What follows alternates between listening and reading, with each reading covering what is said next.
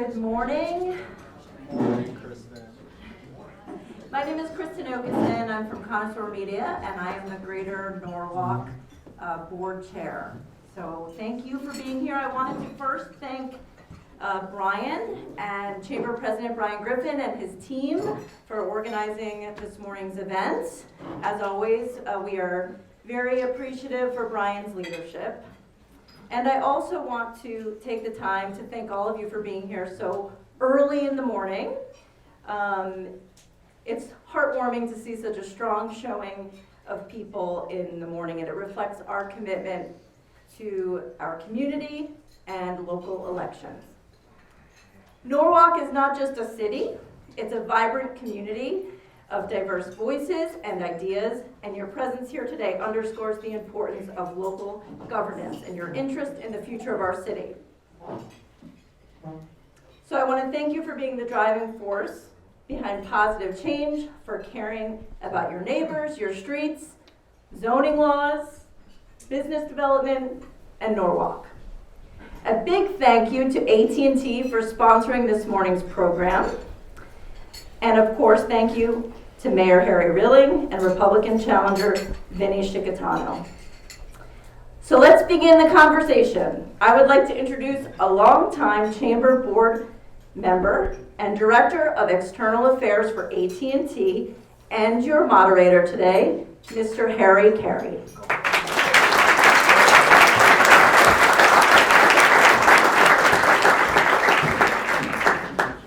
Morning, everyone. Nice to see you. Big crowd. I was talking. Oh, you want me there? Okay.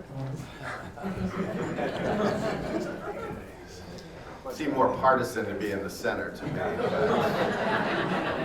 See, now you know what you're getting as a moderator. I was talking to some people here. I moderated the debate between the mayor and the challenger in Danbury the other night. And in advance of the event, the chairman of the Danbury Chamber had requested that we have a security guard. And the News Times account the next morning kind of justified why we needed to have it. And I'm sure that will not happen here this morning. But I will read rules, because send a kid to Catholic school, you're always going to tell people what the rules are. Anyway, we are going to spend about an hour this morning discussing issues relevant to the city of Norwalk. All candidates have been provided with the format. The rules are pretty straightforward. Each candidate will be allocated 90 seconds to respond to a question that I pose. Each candidate will also be allocated 30 seconds for a rebuttal. Our timekeeper, Ben Vetter from the Chamber, who has the hardest job in the room, will indicate via a yellow light there are 30 seconds left on a 90-second response, via a red light when their time has expired. For the 30-second rebuttals, there will only be the red light when time has expired. Finally, each candidate will be granted 2 minutes for a closing statement. We did a coin toss previously, and the mayor will have the final say in today's debate. For the audience, to facilitate the candidates' comfort and to ensure ample time to hear their vision for the city, please hold your applause. First table, there we go. Yeah. Hold your applause or other reactions until the end of the debate.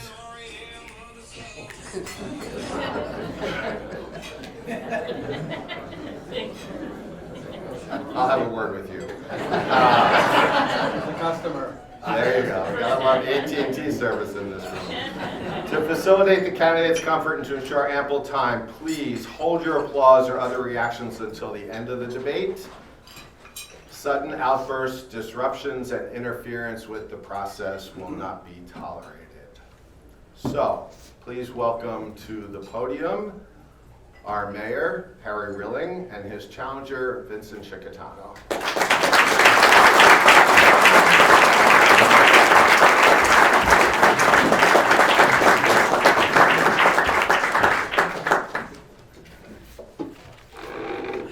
are not having opening statements. We're jumping right to the questions.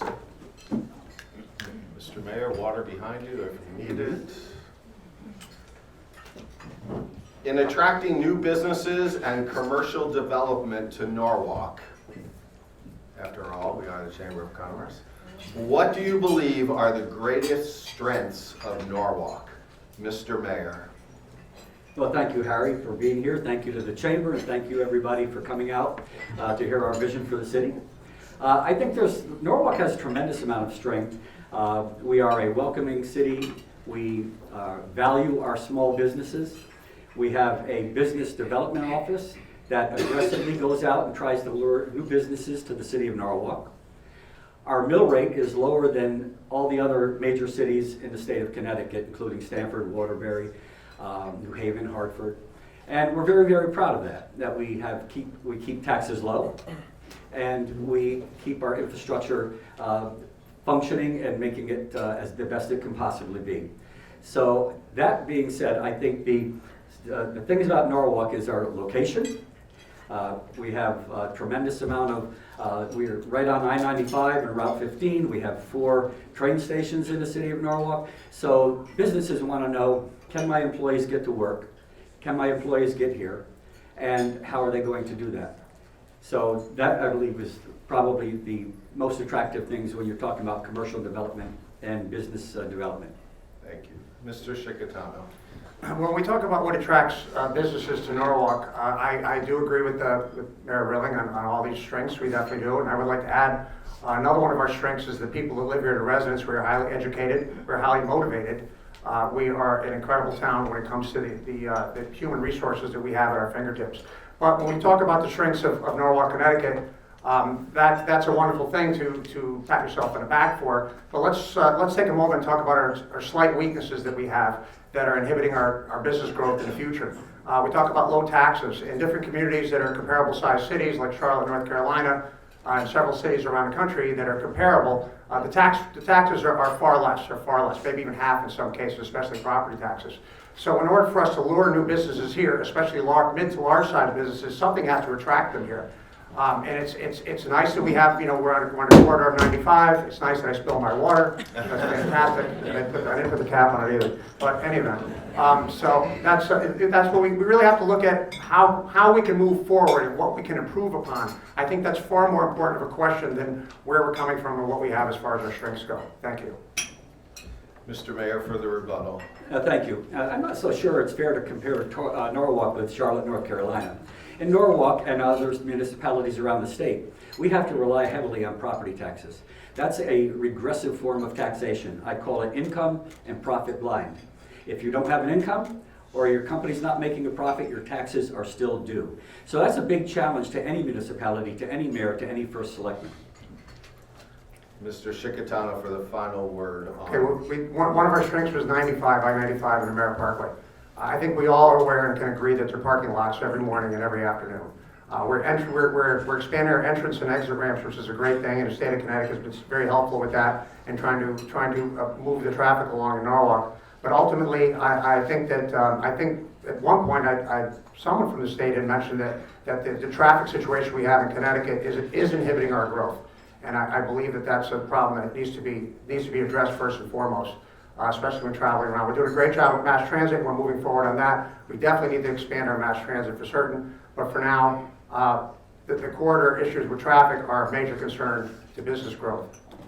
Okay, our second question. Conversely, in what Norwalk offers, what areas and elements need enhancement and expansion? We've talked about this a little bit, but how would you specifically address these shortcomings?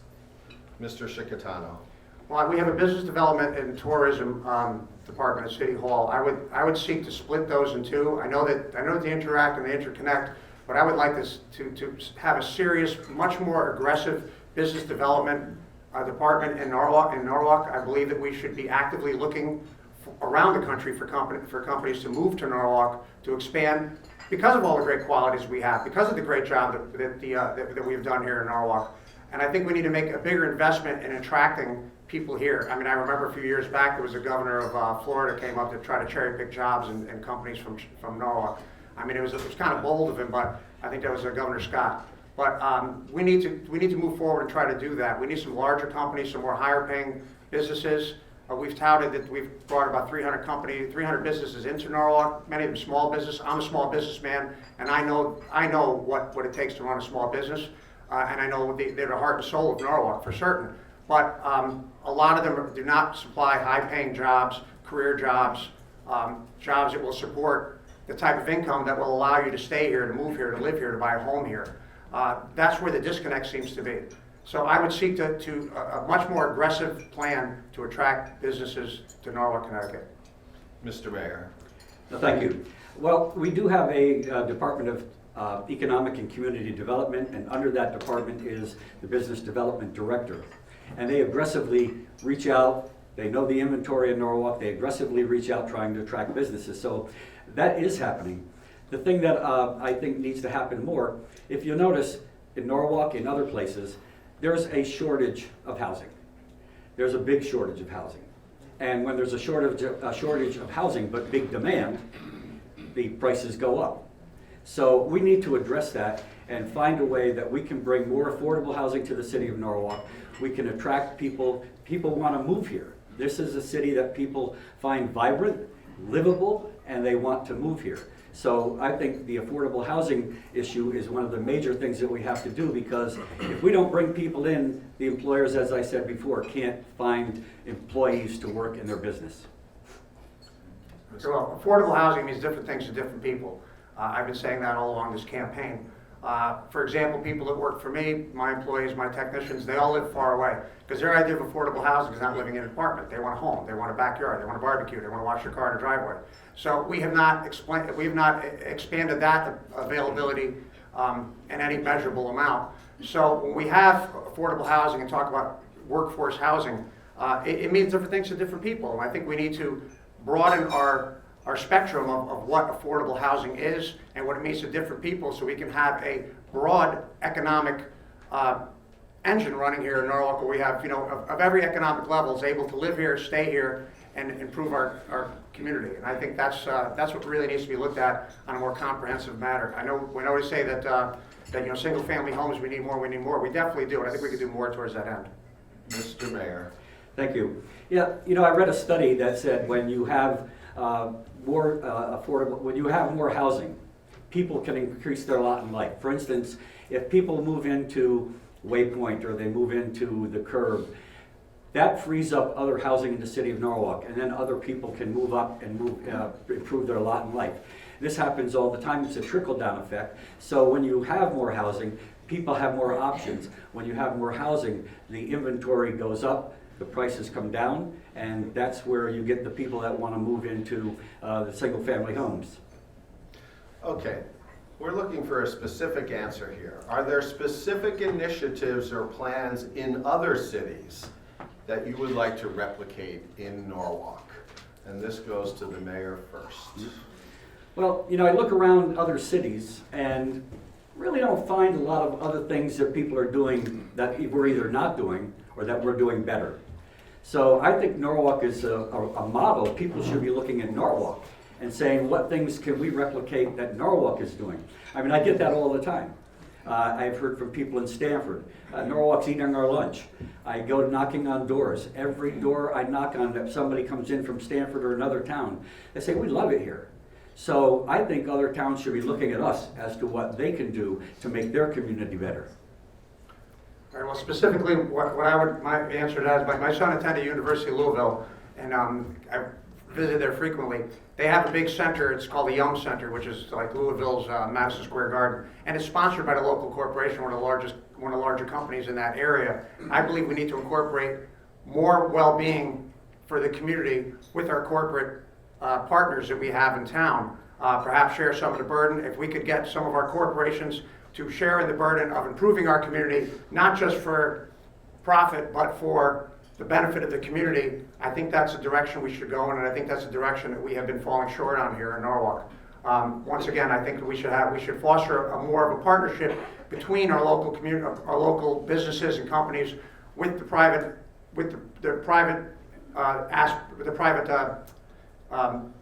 people, the private, entities and the city of Norwalk to improve the quality of life for everyone in Norwalk. I think that would be important if we could try to do that. Mr. Mayor. Yeah, no, I'll stand by my other answer. I believe that Norwalk is a model community. We have so much going on. Our location is amazing. Our programs, our amenities, you can't find a better place than Norwalk. Mr. Scicchitano, rebuttal to that? Well, for that, as far as going back to housing again and working, I know we have to work on this. Our rental burden gauge, we're at 7th in the state of Connecticut. We're behind as far as renters burden. We are number 7. And the cities that are worse than us are Bridgeport, New Haven, Hartford, all much larger cities than us. Meanwhile, our median income level is about 20% higher, 25% higher than the rest of Connecticut. So we have household income that is far exceeding a lot of Connecticut, but yet we have a rental burden that is one of the highest in the country. So it makes me wonder, are we going in the correct direction of heading towards modeling a big city? At what point do we get that where we're not manageable and we're not benefiting the residents that are here? Okay, along those lines, Norwalk continues to grow in population and density, specifically due to the addition of many apartment units. Do you feel we are managing growth wisely, and how do you expect to manage more growth going forward? Mr. Scicchitano. Well, I've said also along this campaign, I'm an advocate for growth. I believe slow, steady growth is how you sustain a community. All city services must parallel the growth as we move along and grow our city. But with this growth, we need to make sure that we do not forget about the residents that are here, the taxpayers, the families that have been here for generations. We need to incorporate their input in which direction the city should go. I believe that's first and foremost the responsibility of people that serve this community, from the mayor's office on down. We can't forget about the people that live here, the people that have made homes here already. That's extremely important. Mr. Mayor. Yeah, I think we're doing what you call smart growth. We're developing our urban core. We're developing around our multimodal transportation hubs. That's where you want to have your density. Sometimes I get confused because my opponent says he doesn't like growth, but now he likes growth. Sometimes he wants to slow it down. I don't know how you do that because people want to build apartments in the city of Norwalk. Again, when you have low inventory and high demand, the prices are going to go up, and that's why the prices are up in Norwalk right now. So the more we have of housing, the greater the inventory, the demand will stay the same, and the prices will stabilize. Well, Mr. Scicchitano. Just to be clear, I've been an advocate for smart growth. I've said smart growth.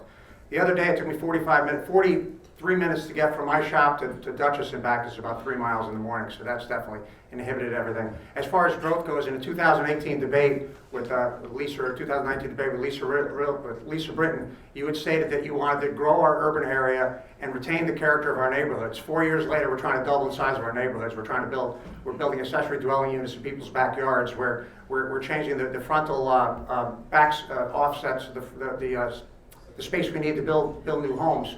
So how do we go from retaining the character of the neighborhoods to doubling the size of our neighborhoods and keeping up with that? Most of our streets you can't park on. Actually, Mr. Mayor.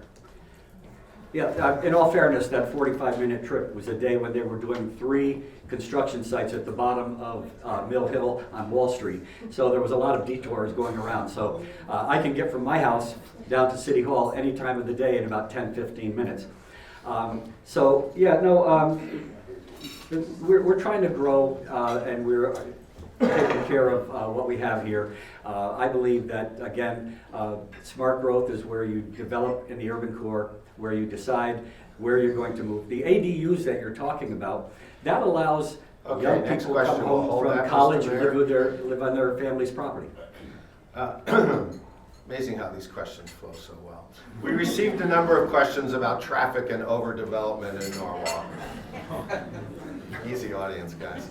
In the realm of infrastructure and transportation, what are your top priorities and most pressing issues, Mr. Mayor?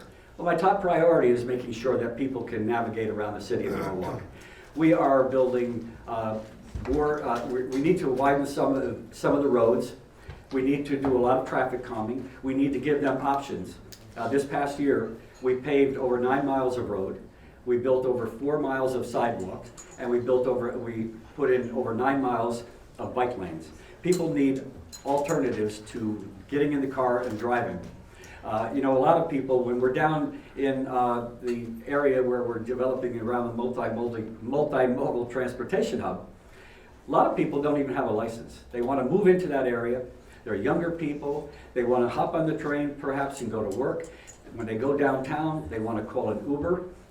They don't, or take a bicycle. They don't have cars, and they don't have licenses, some of them. So that in and of itself, building and developing in that area, will start to stabilize some of the traffic. But we also need to make some infrastructure improvements. Don't forget, Norwalk is an older city. These roads were put in a long time ago, and now people are moving in. So there's going to be some growing pains, but we need to work on that. Mr. Scicchitano. Okay, well, I'm going to take the so I know we don't like props, but this is October 9th, Sunday Norwalk Hour. A headline from an interview with one of the residents in Norwalk. It says, like the Wild Wild West. That's what she's referring to in her neighborhood. Her neighborhood is like the Wild Wild West.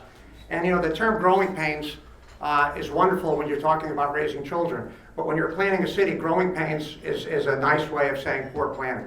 We have these neighborhoods where you cannot move. There's so much parking, so many people living in these single-family homes and two-family homes that you can't get around the neighborhoods. I mean, and that has to be addressed. And that's what I keep referring back to smart growth. Smart growth is we have to realize and recognize the impact we have on these neighborhoods of the people that live here. I'm here first and foremost as an advocate for the families that are here and have been here once again for generations. And I will keep repeating that home until you're tired of hearing me saying it. That's why I'm here. There doesn't seem to be enough of an emphasis on the families and the people that want to stay here and have roots here, put down roots here, and raise their families here, gone to church here, have Little League baseball here. We need to have more of an emphasis on that. I know this is a business community and I understand that, and this is a business forum, but the two can coexist equally if we plan correctly. Mr. Mayor. Yeah, I read that article too, and there's a suspicion that it was kind of politically motivated. It was one-sided, and nobody else got a chance to respond to those comments. So, like I said, we have a wonderful city here. We're growing. With that comes growing pains. There's things that we do to try to make the navigation around the city a lot smoother. We have 4 train stations in the city of Norwalk. There's so much going on here. And yes, there will be some growing pains. Some of the people that are making those developments have to improve the infrastructure into our wastewater treatment plant. They have to make sure that they, Your red light went on. Thank you. Mr. Scicchitano. Well, touching on our water treatment plant, which is another issue, I did a little more research, and I take back some of my words from the last debate. And first, this debate's a pleasure because I have my own microphone for everyone. It didn't come to the last one. We had a hammer back and forth. But we've had 12 overflows in the past 3 years in the city of Norwalk. And some of those overflows, they've added chlorine to treat what they've overflowed into the water. So our treatment plant is not really keeping up at this point. I know we're working on it. However, after researching this specifically, when Mayor Harry Rilling took office, the sewage treatment plant was in compliance, I understand. So these are things that we have not kept up on. The argument can go back and forth. Is it because of development? Well, you know, I got to think that adding thousands of people that brush their teeth in the morning, go to the bathroom, take a shower, can't be helping the situation at all. So I think we need there has been a significant amount of residential development. We're going to switch gears here. Excuse me. Norwalk has lost some major employers. What are your specific plans, excuse me, for commercial development in Norwalk outside of retail? Commercial development. Well, we have the benefit of being in the middle of Fairfield County, and we are basically the city that is taking care of all the commercial needs and all the things that people don't want to see, like our businesses that are on commercial property. We've just eliminated with 79.9% of industrial one zoning. These are people that have been talking to me about their dismay that their businesses that are in a commercial type industry, they may not be sightly, you may not want to look at them, but they're necessary in the engine of any city to keep city services running, things that people need, rock crushers, we need lumber yards. We are a city, and we can also serve the surrounding community if we can embrace these industries that maybe not look so great, but we need them. They're necessary. They're necessary necessary businesses in this community. So we need to expand our industrial, one commercial type industry. Mr. Mayor. Just a quick fact check. You may want to fact check the wastewater treatment plant information. We are in compliance. We have not released any raw sewage into the sound. Everything that goes out is either completely treated or chlorinated, and that is still within the guidelines and within deep guidelines.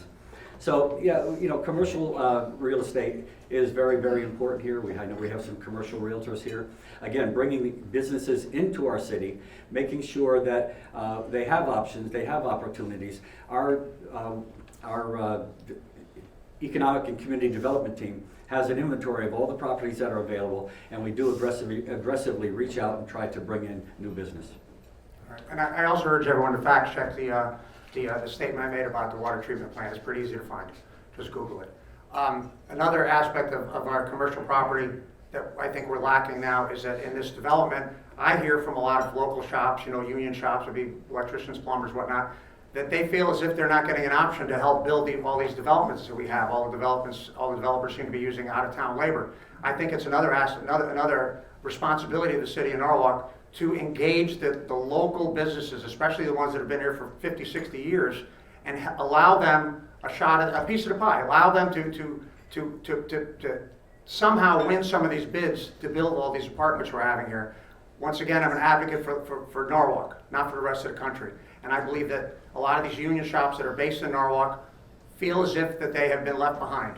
And this is what I'm hearing. I didn't make this up on my own. This is what people are telling me. And so that's important to look at when we're going to develop Norwalk. Let's use a lot of Norwalkers to try to develop Norwalk as well.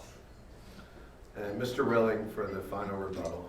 Yes, we, for the first time in the history of Norwalk, had a project labor agreement. We reached out to the unions. Part of that project labor agreement is that they have to have at least a percentage of their workforce on any project, local people, minorities, women-owned businesses. We reach out to them, and they appreciate the fact that we're making them bring in people from the Norwalk area. Unfortunately, there's a lot of people in the Norwalk area that might not have the skills or the trade background necessary. But we are making a real attempt to get people from Norwalk working on these projects. Thank you. Okay. Next question. An area that, excuse me, an area that has received a good amount of attention recently is East Norwalk. Can you talk about your vision for this part of the city, Mr. Mayor? Yes, East Norwalk is a really wonderful place. I know there's a couple of places that are being developed. You have the Brim and the Crown. There's other development that may be going on around the train station.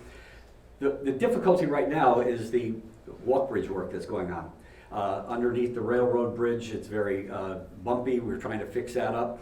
But East Norwalk, really there's not going to be much developable land beyond what's going on right now. And I think that East Norwalk needs to remain a neighborhood with its own true character. And we pulled back on a lot of the upzoning in East Norwalk. We listened to the people. We heard about it. When we had the public hearing about it, I was the first one on the floor, and I said, look, this is too much, too soon. Pull back, because not every neighborhood lends itself to being upgraded to two-family or multifamily. And the original thought was every neighborhood within a half a mile of the train station, a train station, would be upgraded to two-family. That's totally inappropriate. I made my feelings known. They've pulled back over 90%, and where they're going to be upgrading to two-family, in some areas there's two-family on one side, single-family on the other, so maybe the other side is now going to be two-family. All right, I'm going to need like 20 minutes on this one. So, I want to see upzoning completely eliminated, completely 100% eliminated. As far as East Norwalk is concerned, I would like to see East Norwalk preserved, some section of it, some large amount of it, as designated as East Norwalk Village, to give the people that live there some comfort that this isn't coming back at them again. Mill Pond Development, for all those of you who don't know, 800 people signed a petition against Mill Pond Development. All they wanted to do is scale it back. The neighbors came out by the hundreds and argued for this, that they did not want Mill Pond Development to go through. It just fell upon deaf ears. Now, all the people you were talking to in planning and zoning, you had appointed. So one of two things: either you're derelict of your duty and you didn't know what they were doing, which I don't believe for once are waterfront accessible. That's number one and most important. And, building a little walkway with a little deck out back is not really making the water accessible, much like is proposed at Mill Pond, once again, to go back. So first and foremost, we have to fix this flooding issue that we have, and I see we've enlisted the help of UConn, University of Connecticut, and their proposals seem to look a little bit like trying to address climate change rather than address the immediate problem of the flood zone we have there. This federal government is spending $1 billion to redo the walk bridge, just about somewhere in that neighborhood. The number's probably not correct, but I think it would have been a great opportunity to see if we could incorporate their help, since we have the United States engineers working on this, to perhaps enlist their help to have tried to solve this flooding problem that we have on Water Street. I don't feel as if we've done enough to try to address this problem. You've done a great job at addressing flooding in other areas of town, that is for certain, and I applaud everyone that's made that effort and made these things happen. However, Water Street should be a priority to fixing the flooding there, and we have to go above and beyond just enlisting the help of Mr. Mayor. UConn. Thank you. Yeah, working with ConDOT, you said you wish they could get more involved. They are paying the city of Norwalk approximately $11 million to help fix up the different areas around the walk bridge. That's something that we negotiated, that's something we worked with. The walk bridge, hey, I think we all agree, it has to be repaired. It's over 120 years old. It doesn't close properly half the time because it's on unstable pilings. So we have to do something with it. And they're investing $1.5 billion in doing that. But also, they're fixing up other parts of our infrastructure. Osborne Avenue Bridge, East Avenue Bridge, other parts of the city. Mr. Scicchitano. And we will come back to Walk Bridge. Trust me. Rebuttal on this Water Street development. On rebuttal of Water Street. Well, I still didn't seem to get the question answered. When I was looking at the South Norwalk Resilience Plan, they were talking about umbrellas for the bus stops with light colors to reflect the sun back into the sky and painting parking lots blue. And somehow that was going to light colored parking lots. Somehow that was going to affect our flooding issue. So we've had many, many years to address this flooding issue. Now it's come to a boil, and we need to get this done. That will be a priority of my administration. When elected, that this is a top priority, is to somehow fix Water Street for everyone that lives down in that area. Okay, let's stick with Walk Bridge. The Walk Bridge project is increasing in activity, and significant work will soon start. How will this affect residents and businesses in the area, and what is your plan to mitigate those issues? Mr. Mayor. Thank you. Yes, again, I mentioned we work very closely with ConDOT. There is an informational office building, WSP, over at the end of Marshall Street, where people can get information. We are working very diligently to make sure that we reroute traffic appropriately with proper wayfindings, proper markings, proper signs, closing down certain areas only for a limited amount of time, opening them back up. I know people are concerned. I am concerned. I want to make sure that we were taking care of these problems, and that's why we meet so frequently with ConDOT. We now have a very close friend up at ConDOT. My chief of staff was stolen and went up there to work for the Connecticut Department of Transportation, and she is now the deputy commissioner. So I know we're going to have a good relationship with them. I think people don't like change. People, when they don't know exactly what's going to happen, perhaps they get a little concerned. But we are working closely with ConDOT to make sure that the disruption for our local businesses, for our local residents, are very minimal, and I think that we're going to be very successful in pulling that off. Mr. All right, Scicchitano. Before I was president of the Seaport Association, I was on the board for many years. One of the first years I was on the board was when this Walk Bridge project started. And there was discussions about what was going to happen. They were going to close the waterways. And this goes back to what I was saying earlier. We have not been proactive in this. So that was 20 years ago, and now the bridge is starting. Now we're talking about putting up signs and directing traffic. We've had 20 years to prepare for this impending extreme difficulty, especially on the people in East Norwalk, because when you're not able to get through South Norwalk, for those of you that really know, are very familiar with the city, you're not going to get down Water Street, not going to get down Washington Street. It's going to be very difficult to get around there. The only obvious direction you're going to go is toward East Norwalk, and East Norwalk is just impassable at times at this point. So we've had many, many years to prepare for this. It seems like whatever we're going to do now at this point is too little too late. We've had plenty of notice, and we should have designed the roads in some way working towards it, but now they're about to get started in construction, and now we're talking about changing the direction of streets and putting up signs. Once again, we have to be proactive, not reactive. I think that that's of the utmost importance in the city. Mr. Mayor. Another fact check, the Walk Bridge Plan program was not 20 years old. It was probably around 10, maybe less, because when I first got into office, that's when they started talking about the Walk Bridge. And again, you can't divert traffic until you start the project. So they're starting the project. We're going to be putting in the sign so that people can navigate around.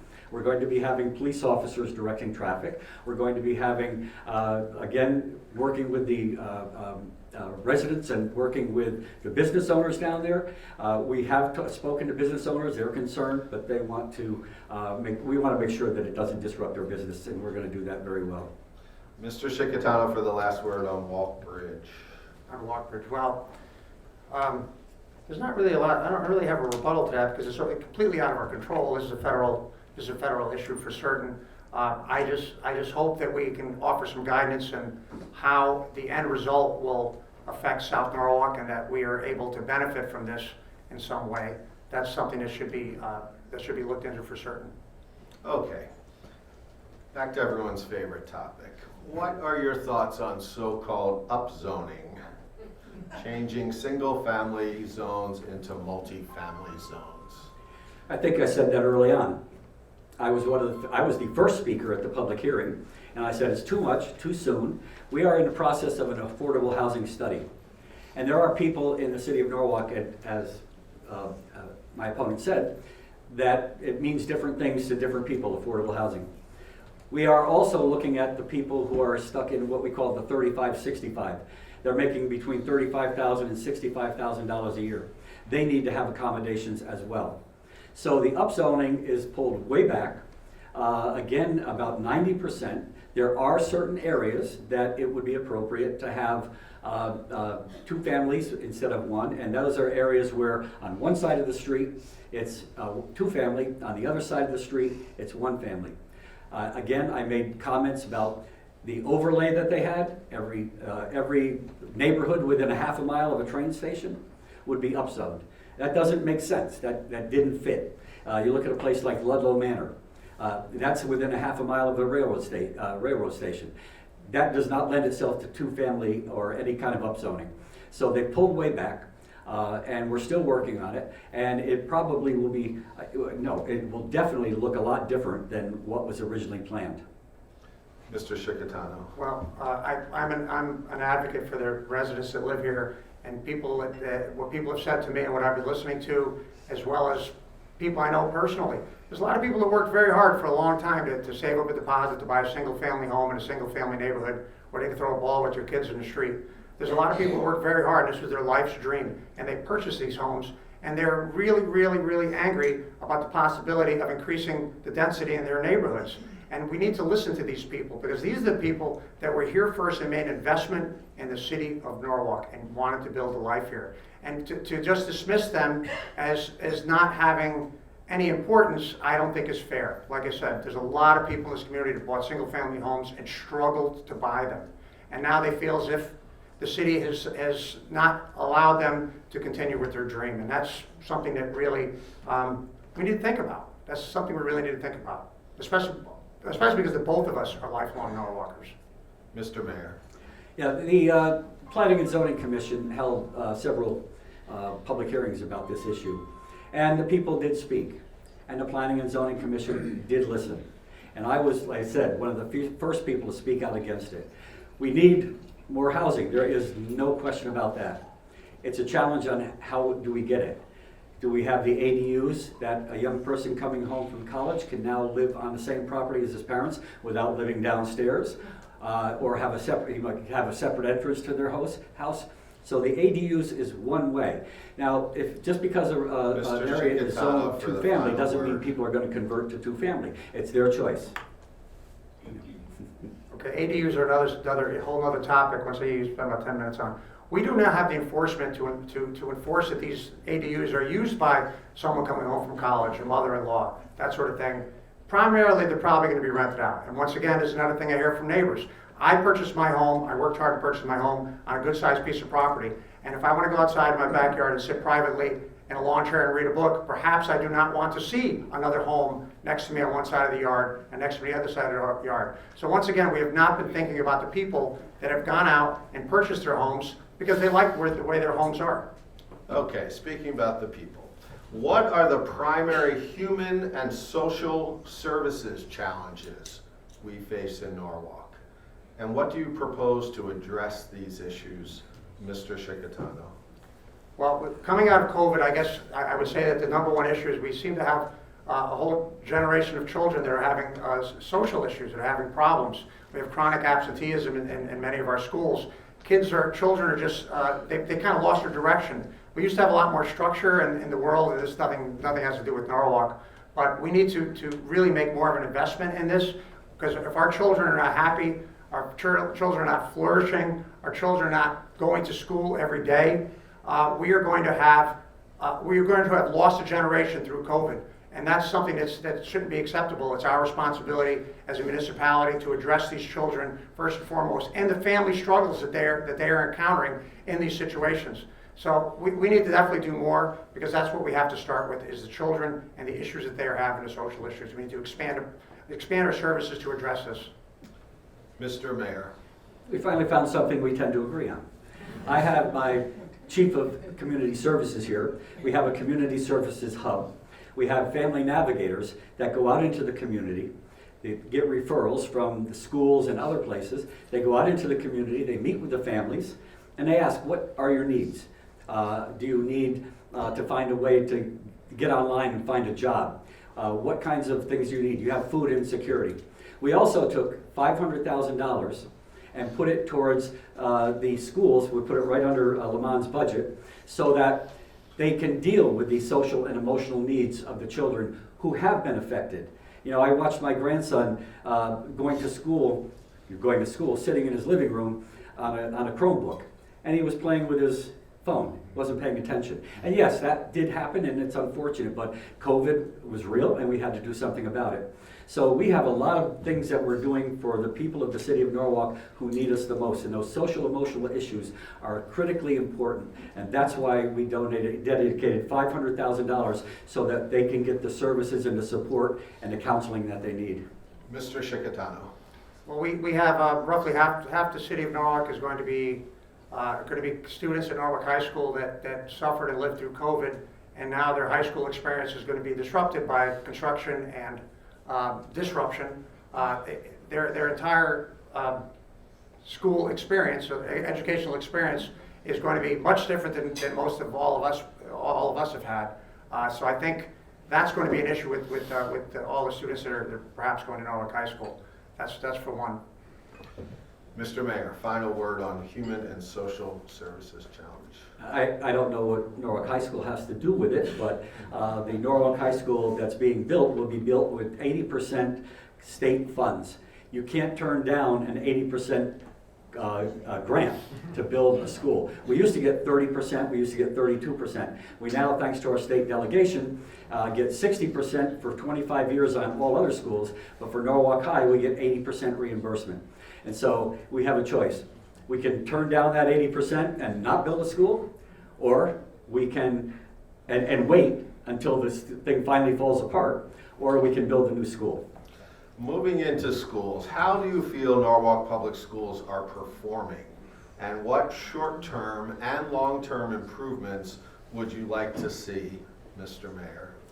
I think our Norwalk Public Schools get shortchanged as far as what people think about them.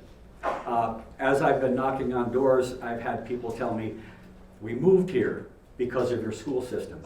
Norwalk Public Schools have the greatest achievement index based on our DRG, our district representative grid, and they have achieved far greater than most of the other schools, districts in the DRG. So I think they're doing things really, really well.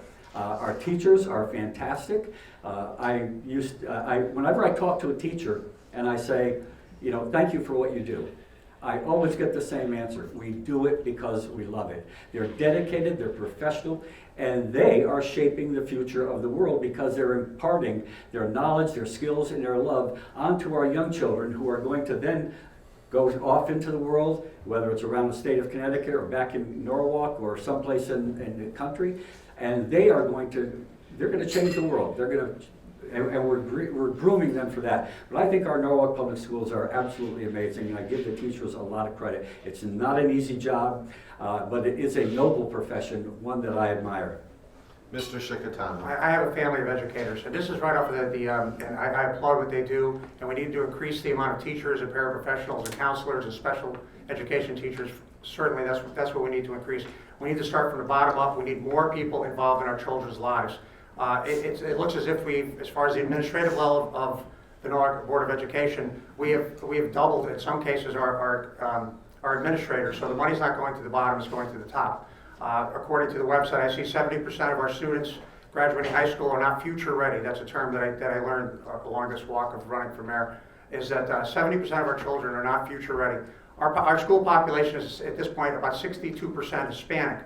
20% of Hispanics go on to further education. So I think we're not doing well as far as that goes. We definitely need to improve upon that. But once again, my proposal also goes back into the next bite at the apple on charter revision. I believe that we should have more control over the school budget. We should be able to line item things, and we should have more input in how the money is spent. I personally think we should have more teachers, more paraprofessionals, everyone involved in our children's lives, hands-on children's lives, boots on the ground. There's nothing that's more welcoming to a child or a student to have open arms for people to care for them. We could put murals on the walls, they're all great, and we could spend money to that end. We can have layers and layers of administrators, but unless we have children involved, unless we have adults, caring adults involved in our children's lives, hands-on every day, we will not see a change. Mr. Mayor. And that's why we have the Family Navigator program, to make people feel more comfortable about going into the school system. We have interpreters, we have a language line, so if somebody doesn't speak English and they're concerned about going in and meeting with the teacher, we can help them with that. And so, getting the family involved in the child's school system and the child's education is critical to the development of that child. And I think again, I'm not going to shortchange the City of Norwalk teachers or the Board of Education or the system. I think we're doing an amazing job. I think they're doing an amazing job. And again, I applaud them. Mr. Scicchitano. Well, I also read in the report that 70% of children that are getting A's and B's are reading at a 30% state level. That comes right off the website. So at this point, we're pushing children through that are not ready.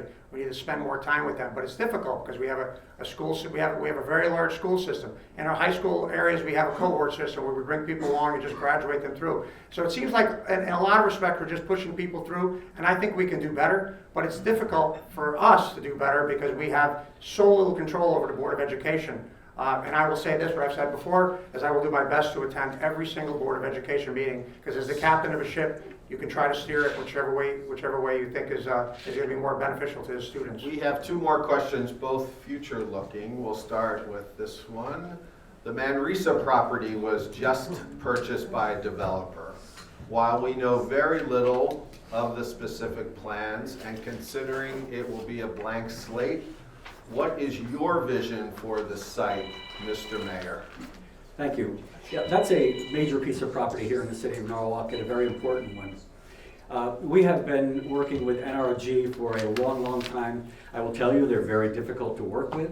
They are not coming to the table ready to speak, but I know that we have had the Manresa Island Association, where the city of Norwalk contributed $75,000, and the Manresa Island Association contributed $75,000 to determine all the potential uses for that piece of property under the current zoning code. So now we have to take a look, and Argent Ventures has indicated they're very committed to working with the city to make, and the residents and the neighbors, to make sure that that piece of property is developed in the best fit for the area, the best fit for the city, so that they don't go off and not communicate with us. And the big problem down there is the remediation costs. Some of those costs are going to be Just taking down the power plant is gonna be approximately $10 to $12 million, or that was back then, so it's probably more now. The remediation of the coal ash is going to cost somewhere between $40–50 million as well, depending on the use, how far down they have to go, what clean fill they need to bring in. In any event, the vast majority of that property is gonna remain undeveloped. All this is going to be up near where the power plant is now, and they're also, I believe, looking at some sort of a marina. But nothing is going to happen there for a while because, as you know, ConnDOT is using that property to build the walk bridge so they can float it down the river. Mr. Scicchitano. Well, another premise of our campaign has been a lot of people in this community feel that there's a lack of transparency and a lack of communication. As far as moving forward at Manresa, a lot of people were surprised that it was suddenly sold. I think so many people that have told me that they were completely surprised. And I read this letter at the last debate, and I thought it was very important. This is May 12, 2017, from our U.S. Senator Dick Blumenthal and Chris Murphy. I'll just read one line of it. It is incumbent on NRG as property owners to work collaboratively with the community in a manner that will mutually benefit all parties. We strongly urge NRG to participate in efforts to study and rehabilitate Manresa Island, provide transparent information about Manresa Island that would be beneficial in those efforts, and participate in the initial meeting on rehabilitation efforts. I mean, we have so many members of our community, especially people who live down at Dock Road, Shorefront Park, and down in that area, feel as if they had no idea what was happening. And I think that that's important, and we need to look at something before it moves on forward. I mean, the company that bought it, they're developers. I mean, I'm going to make the grand assumption that they're going to develop that part of property. At what point will we have some zoning control over what it turns into? We want to eliminate any surprises, especially for the people that live down in that area. Mr. Mayor. So then we have a letter from 2 federal delegates encouraging NRG to be open and transparent and to work with the city. That letter was written partially at our request because we were getting no cooperation whatsoever. I mentioned earlier, they are very difficult to work with. They didn't tell us a lot of things. We sat down with them and their attorneys many times, and still, when they have a buyer, they don't come to us and talk to us about the buyer. And again, that's because they're not cooperative. And now we believe Argent Ventures will be a lot better to work with and have committed to helping us and design what's good for that area. Mr. Scicchitano. Well, I would really love to see what the plans are from Argent Venture before we move ahead, and it's completely give them 100% of our support. I think I myself and the rest of the community would like to see what some options are on that property, on that level of land, so that we know what's coming at us. The city, once again, needs to be more proactive rather than reactive. We need to have more of an involvement in what happens there. And I hope that moving forward, we will have a lot of information about how it's moving forward, what the possible options are for that property. Every option that's on the table should be brought forth to the public so everyone knows what may be coming our way. Okay, the final question. The 4-year term for mayor was not one of the items included in the current charter revision. Would you like to see a 4-year term for mayor, and why? Mr. Scicchitano. I would not like to see a 4-year term for mayor, and also if there's some way I could possibly ever do it, I believe there should be term limits on for mayor, or any office actually. I'm a big fan of term limits. I think that if in 2 years you have shown that you should be reelected, you will be reelected. I think that people will come out and vote for you. You've done a good job. I think it's just an extension of something that's a natural occurrence. It's going to flow naturally. If you have done a great job, people love what you've done, they think you've moved the city in the right direction, you're going to get reelected. I think that's important to know and look at. So I do not support a 4-year term for mayor. I do not. Okay, Mr. Mayor. And that's why I've been elected every 2 years, because I like what we're doing.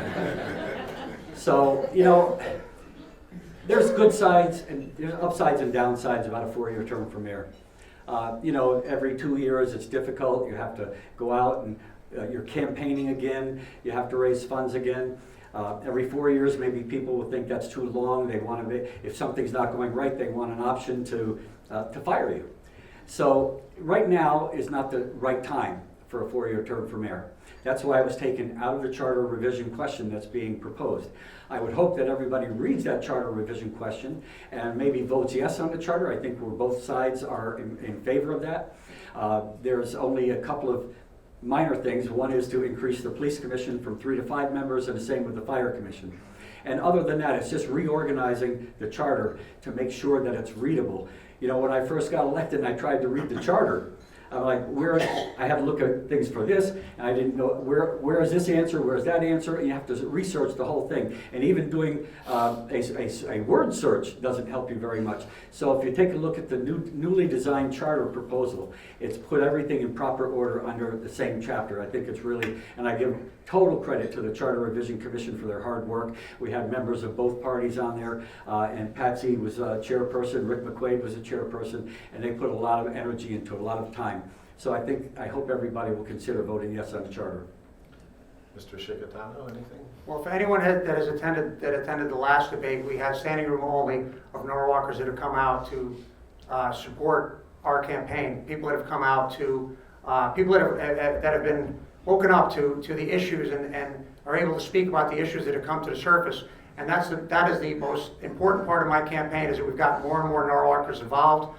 We've brought more ideas to the surface, more issues to the surface, so people have an understanding of what's going on. So I feel as if myself and my campaign have done a fantastic job in bringing a lot of Norwalkers that felt disenfranchised, disillusioned, felt as if their concerns weren't heard, their voices weren't heard. We brought them out, we've woke them up, we've got them to talk about the issues of what's happening. So I feel very successful as far as that aspect goes. Thank you. Mr. Mayor, this is still on 4-year term. Right. So again, I don't know what doors my opponent's knocking on, but it sounds like nothing is good happening in Norwalk. I hear differently. I hear so many people praising Norwalk, so happy to be here. And Norwalk is a very welcoming, open community, and there are public hearings virtually every month about the issues that are going on in Norwalk. Okay. Each candidate will have 2 minutes for a closing statement. As I mentioned at the outset, determined by a coin toss. We will first hear from Mr. Scicchitano. There's no doubt that both of us love Norwalk, and that's what makes us pretty much the same in that regard. You know, the easiest thing for a challenger to do is come in and say, well, I'm going to do this, I'm going to do that, I'm going to fix this, I want this to happen, I want that to happen. But they don't have to provide any details. I have a report card. You can evaluate me come election day. You can take a look around Norwalk, and if you say, hey, things are pretty good, like I feel they are, I think we've done a fairly good job, probably a really good job. And I think most people that I speak with feel the same way. You know, going to meetings and so forth. My opponent said he's going to go to every Board of Education meeting. Why wait? You've been a candidate for a year. Go to Common Council meetings. Why wait? When I was running for mayor the first time, I went to virtually every Common Council meeting so I would know what happened. Again, I've got a report card. You know what I've done. You know what you like about Norwalk. You know what you don't like about Norwalk. I'm very proud, so grade me on what you see. And if you feel that Norwalk is in good shape, that we're a vibrant community that people want to live in, that we're developing smart development, and we're bringing in jobs, we're bringing in homes. We're 3% unemployment, where the rest of the state is 3.5. So there's so many good things happening in Norwalk. So I ask for your support on Election Day. The biggest honor in my life has been being elected by the citizens of Norwalk, trusting me to lead their city, and I take that very seriously. So thank you. I ask for your support on Election Day. Thank you to all the candidates for participating. Thanks to all of you for attending, and remind all of you to vote on November 7th. Thank you.